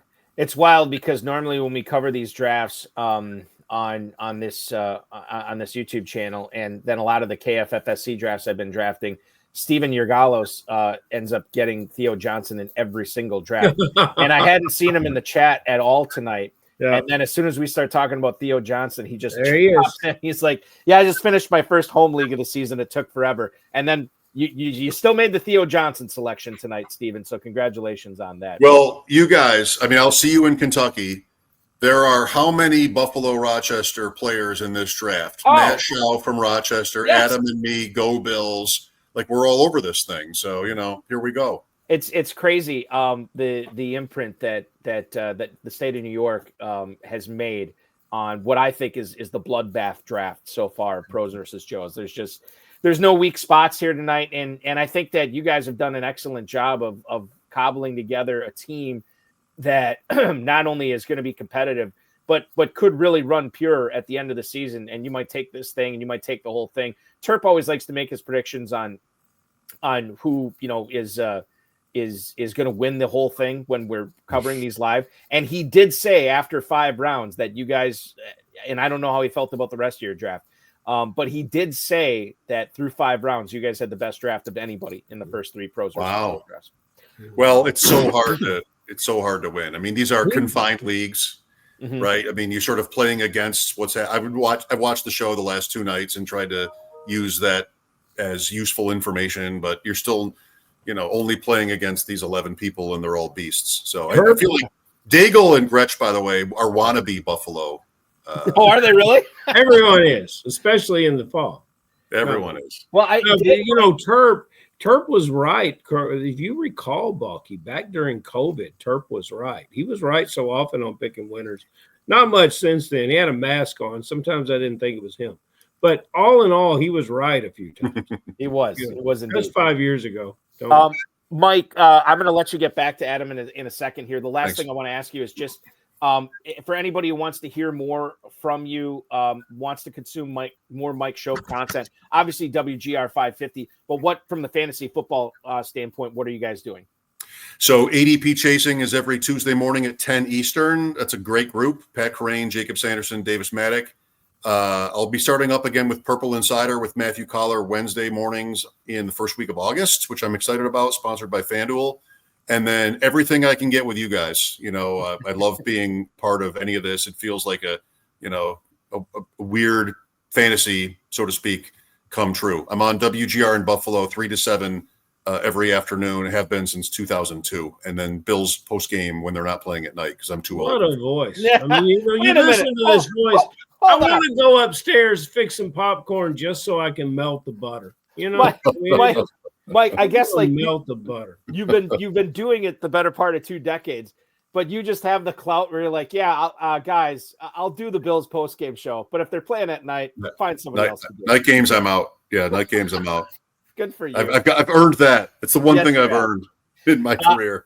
At Schopp Talk on X is where to follow him. Mike, get back after it. Enjoy the rest of the draft. Don't be a stranger, and we'll see you in Louisville.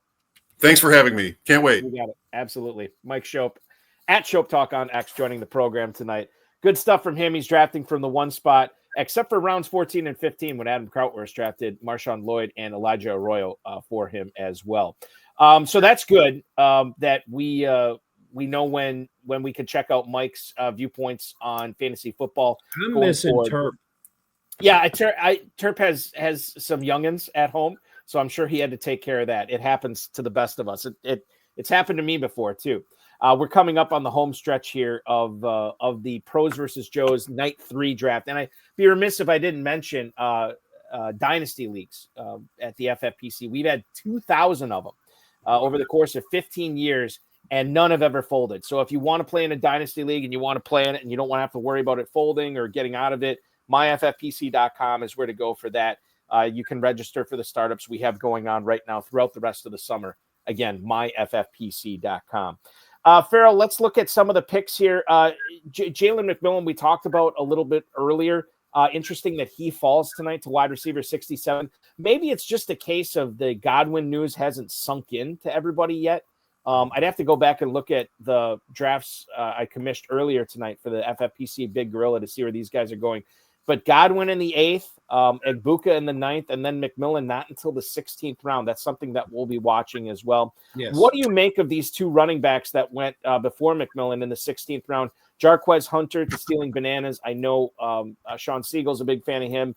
And then Taj Brooks to the Go Bills guys. Brooks, the ostensible backup to Chase Brown in Cincinnati, with Zach Moss getting placed on preseason PUP today. Hunter and Brooks, Farrell, your thoughts on those guys? I like Brooks better, although because of the situation. Hunter is a player that I really want to get a feel for during the preseason. He's on my want to watch list. And, you know, I think it's very important. It's one of the lessons I learned in fantasy football from our old pal, Chad Schroeder. Chad Schroeder's told me, despite all the baseball work he does, he watches every minute of preseason football. And I think that's important because I'm a big scout with my eyes, guys, and see a way a player moves. So that's what I want to make my decision on Hunter. But I'm all in on Brooks there. Yeah, Brooks is a really interesting guy at 16. I don't, you know, he's not going to be the guy if Brown goes down, but he's going to be an integral part. And you know that there's potential shootouts with Cincinnati. I'm not sure that they've fixed their defense yet. It's wild because, you know, two of the cogs that I thought would help that Bengals defense be better this year is Trey Hendrickson, and we don't know exactly when or if he's going to be signed. And then Shamar Stewart, who is working out in College Station, Texas right now, still unsigned there as well. And I don't know what's going to happen there. If you look at the names of the green stickers that have gone on the board since the 13th round, this is why I like to draft running backs early. Because when you compare them to the wide receivers, you can make much, much better cases for these wide receivers scoring for you than you can some of these running backs. And that, you know, we've got a wide receiver here in the 14th round that caught 90-plus balls last year. You've already stated your case for McMillan. Thielen, we love the way he played towards the end of the year last year. There's all things about these receivers. Josh Palmer, although I don't agree, Terp thinks that he could be a big contributor this year in that offense. So, and people like Kyle Williams. What I'm saying is I would be much more comfortable putting these running backs on my draft board earlier and picking up these receivers later. I want to bring up two more receivers here that I think are compelling to talk about. Actually, three more receivers that are compelling to talk about that went in rounds 14 and 15. Demario Douglas goes one pick before Kyle Williams. And if you remember, when Kyle Williams got drafted by New England, this was at a time where we didn't know what Diggs' status was going to be. You know, he was coming off the torn ACL. He was on a boat with some sort of substance. And goodness.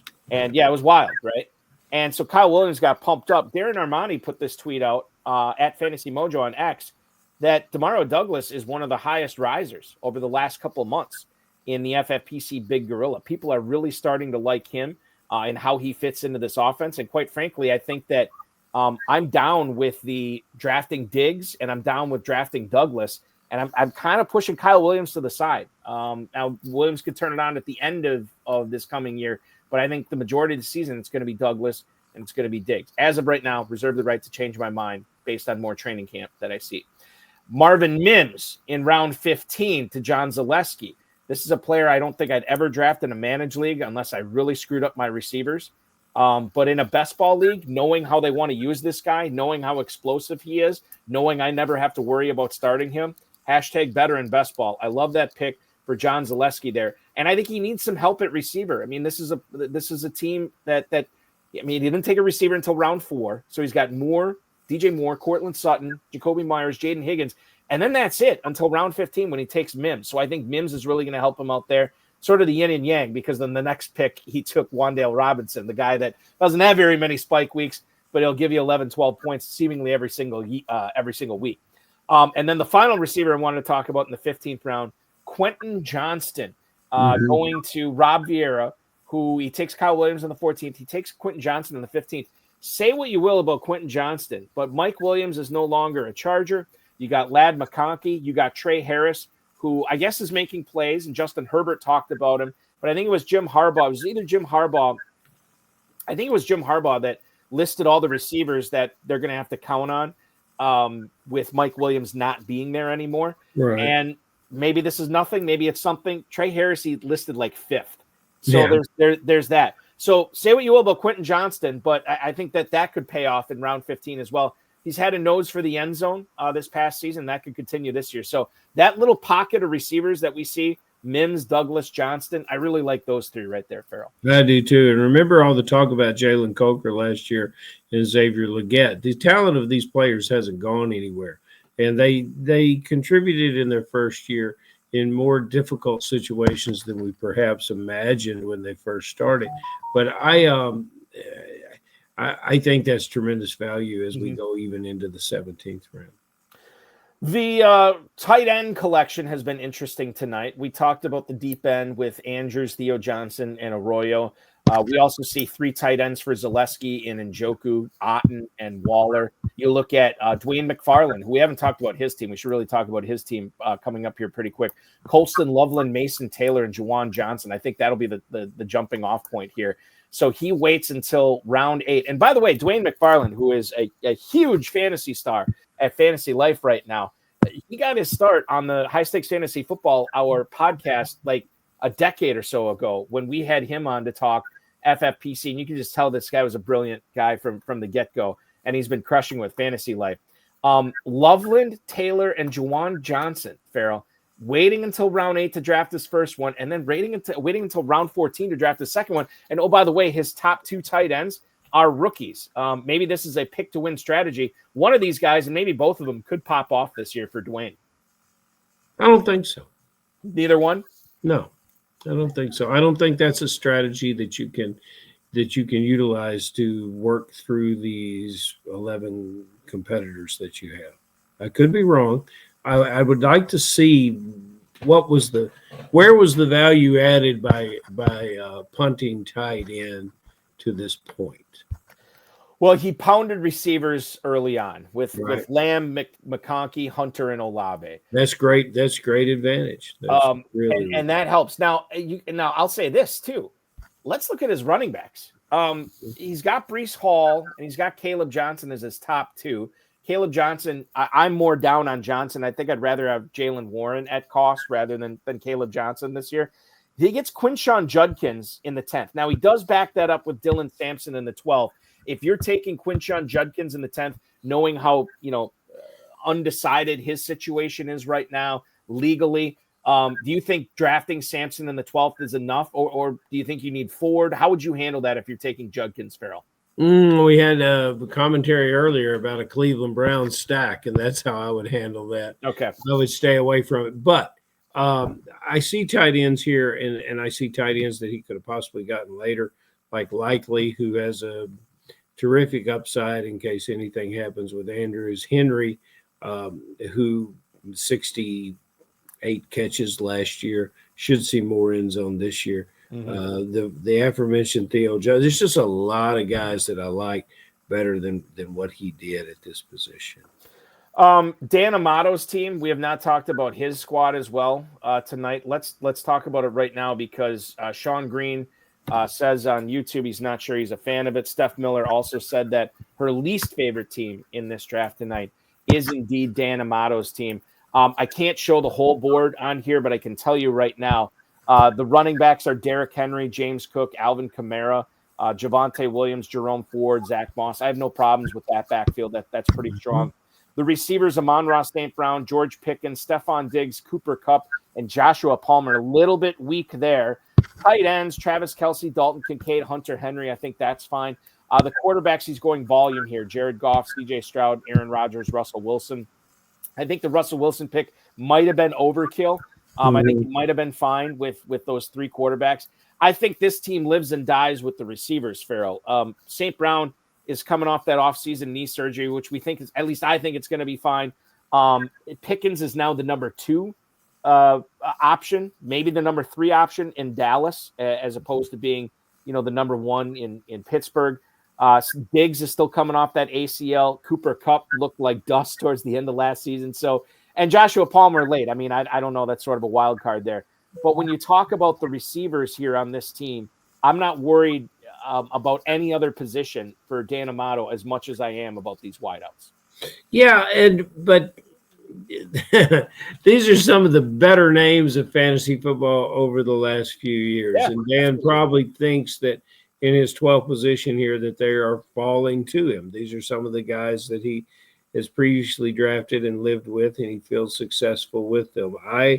I'm probably higher on Goff than you and Terp are, especially in this format, because I think Goff scores big when he's at home.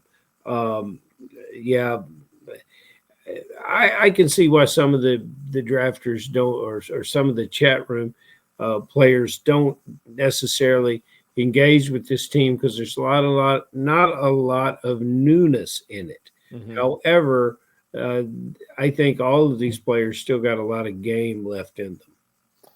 The other squad I wanted to talk about here, I thought that we were done, and I'm going to get to the Go Bills guys in a second. I thought we were done at tight end with Gretsch and Stiegel here at the 9 spot after Hawkinson, Warren, and Kraft went to him in the first 8 rounds, all 3 of those guys. They've added Harold Fannin in the 18th round. Farrell, a guy that I like adding in my KFFSC best balls late as a number 3 tight end. Yeah, maybe he's nothing. Maybe it's a redshirt year for him, playing behind David Njoku. Mm-hmm. But, man, I look at what those young quarterbacks might be doing, if it's Gabriel or if it's Sanders, and how they might lock on to a player like Fannin, who was drafted with them, who might be working with them right now as, with the second unit in training camp. There's a familiarity there. I don't know if I would have done it with Siegel and Gretsch's team here. But Harold Fannin late is definitely somebody I can get on board with, especially in a best ball format. I agree with you, Boggy. I love Harold Fannin's athleticism. I don't know if we can call Bowling Green that much of a smaller college. I don't know how we view the MAC, but scouts seem to love the players that come out of there. And he's got some classic tight end skills that could translate to the field. Nothing wrong with this pick in this format, especially if he just couldn't decide who else he wanted, so why not? We talked about Barani, Constantino, and Stutzman's Go Bills franchise, the former back-to-back winners in 2021 and 2022 of the FFPC main event. We talked about their draft early: Genty, Brian Thomas, Josh Allen, Worthy.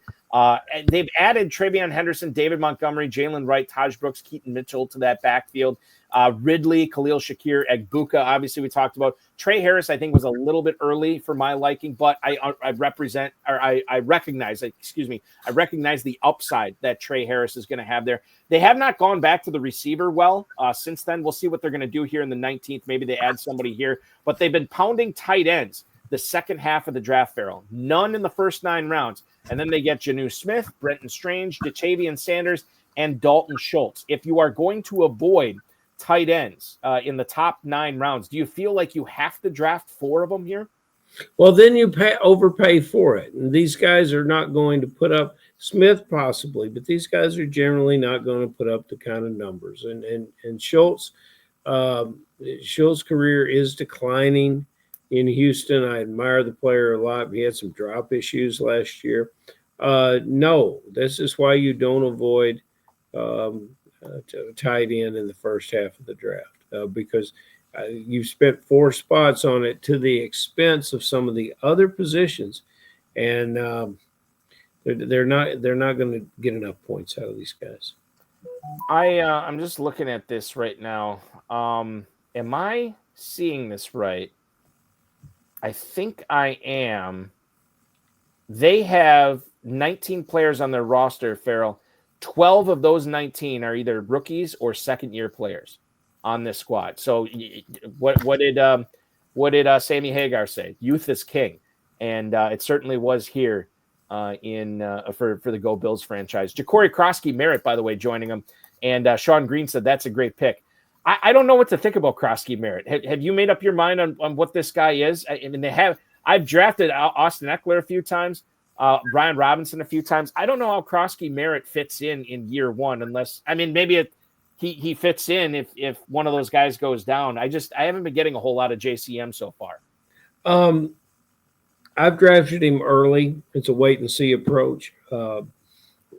I like the skill set, and that's about all I can say about it. I'm still in the same place that I was pre-draft and post-draft with him. It's neither plus or minus. It's not someone I'm targeting. He kind of falls in the place with me with the young running back down at Houston. What's his name? Marks. Woody Marks. Jaquavius Woody Marks. These are guys I like for no particular reason other than their makeup and the teams that like them. And I admire the scouting staffs that draft them, and they're not the only scouting staffs that would have. So, all in all, I think that's I see nothing wrong with this pick. What's our old friend that talked about the double-digit drafts, the draft picks? There are no bad draft picks. After round 10. I think they fall into that category. So we have not talked about, in my opinion, enough about the Hooks squad from round 10 tonight, and I do want to focus in on that for a minute or two. Ben and Randall Hook were drafting from the 10 hole, and they kicked things off with Trey McBride. And then they got a lot of pass catchers after that, Farrell. Collins, Adams, Jamison Williams, Flowers, Jaden Reed. What I want to focus on here is not this good group of receivers, which I think they have. I don't want to focus necessarily on McBride and Likely. They're only two tight ends. They're on the clock with their final pick here. We'll see if they add a third tight end or not. Even if they don't, I think they're okay. I like the quarterbacks in Murray, Love, and Shook. What I want to focus in on here is something you said earlier in the broadcast, where you like drafting running backs early because they dry up. Kyron Williams in the 3rd, Tony Pollard in the 7th. That was it for them until round 12. And then they pound Eckler, Ray Davis, Rico Dowdle, Braylon Allen, Devin Neal. I know you don't necessarily like those guys. Can that strategy work? Drafting volume with running backs in the second half of the draft in a best ball format, even if you only have Kyron Williams and Tony Pollard to count on. I feel like you're going to say they're too light there. That's why I don't like it. However, Davis and Eckler, and it's hard to figure what Eckler's year is going to look like. I think they made the best of it, if that was their strategy, and so I applaud them for that. Not for me. It's just that's just one of the things that I just don't want to do. And I love these receivers. Probably one of the problems is, personally, if I don't go more running backs in the top 10 rounds, I'm going to find so many receivers that I love that I'm going to start the season with not enough running backs. That will be my problem, because I can't take a Devin Neal when some of these wide receivers are still available. Farrell, earlier when we were talking about Stacy Perez's team from the 5 spot, can't believe she didn't call in. But listen, this is, you got to focus in on. Mike Schopp was the only one who did, and that was because he could turn his draft over to his co-manager. There you go. Stacy took Higgins in the 3rd, Joe Burrow in the 4th, and I said, the other thing that opens yourself up to grabbing Burrow and already having Higgins is you can add another Bengals player later on. And I was thinking maybe Jermaine Burton or Mike Gesicki. Well, she fooled me, and she got Yoshibas in the 19th round. So she does have this Bengals stack here of Higgins, Burrow, and Yoshibas. Will that carry her to first place in this league? That's not for me to say. I think that was interesting that she capped off a really solid draft with Yoshibas and then Sean Tucker in the 20th round here too. Well, she has red hair and she's stubborn, but that's part of it. I did, look at her tight ends. Those are some interesting cats right there. Yeah. And she's a bit of a homer down there in Florida, so she's got White and Tucker and she's truly drafting in the second part of this draft. Her guys, if she had called in, I would have asked her if she would have taken Pittman over Downs, and then we would have fought about it. But all in all, I think she did a very, very solid and no, beyond solid, a very, very competitive job of drafting tonight. I applaud her efforts. It's very good. This draft definitely did not let me down. It lived up to the hype for sure. We have a lot of strong teams. We saw some things that I did not expect from some of the pros. We saw some things that, quite frankly, I didn't expect from some of the Joes, and I think that was part of a result of having so much talent in one draft. And this is the perfect way to end week 1 of the Pros versus Joes competition. We'll be back next week, and I'll tell you more about that in a second. But before I do, Farrell, I want to give you the opportunity here. KFFSC.com. We are coming up on Northern Kentucky here in less than a month. We are coming up on Louisville in about a month or so. And we got plenty of online stuff going on at KFFSC.com as well.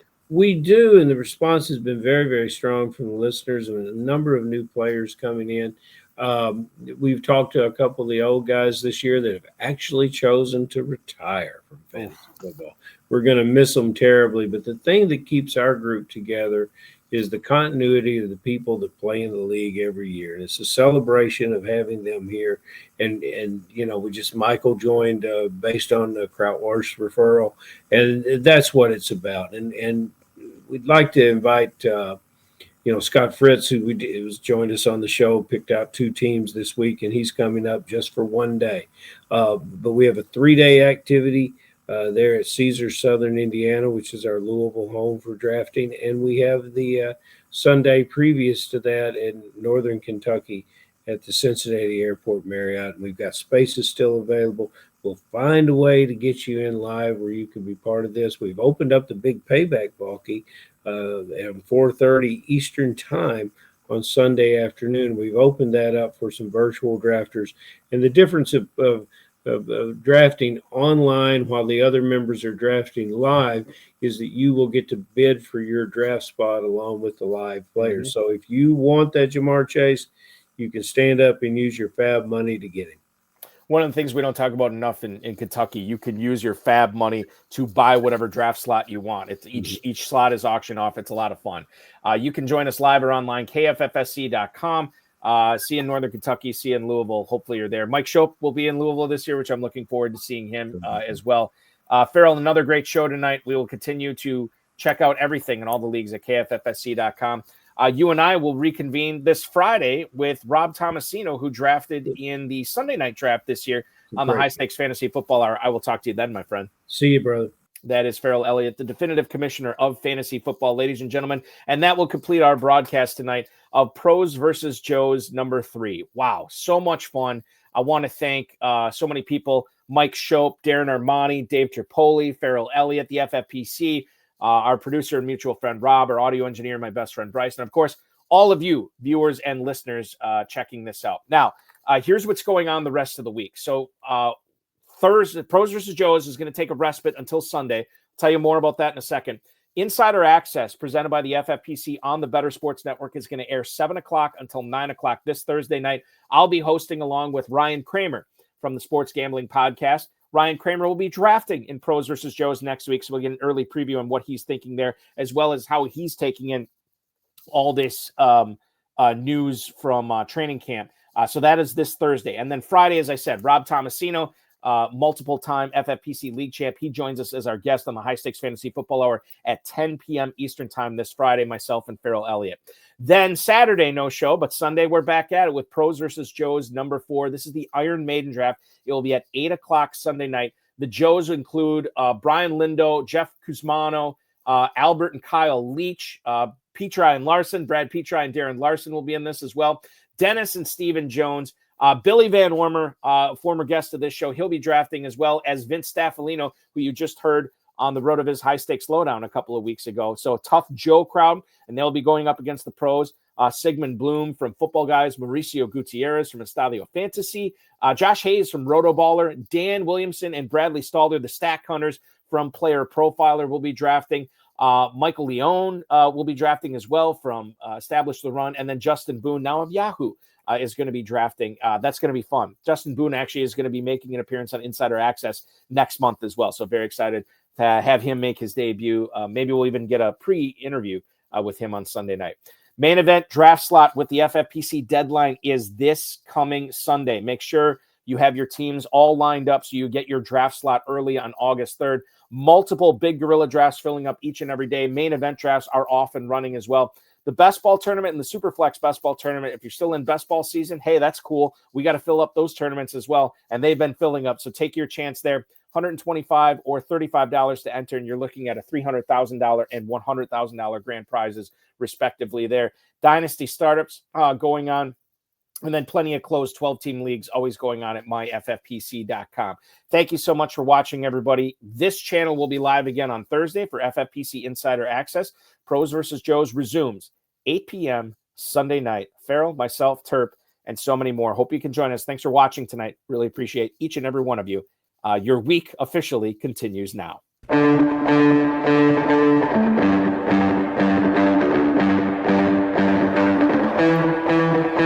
This has been another episode of the High Stakes Fantasy Football Hour presented by myffpc.com.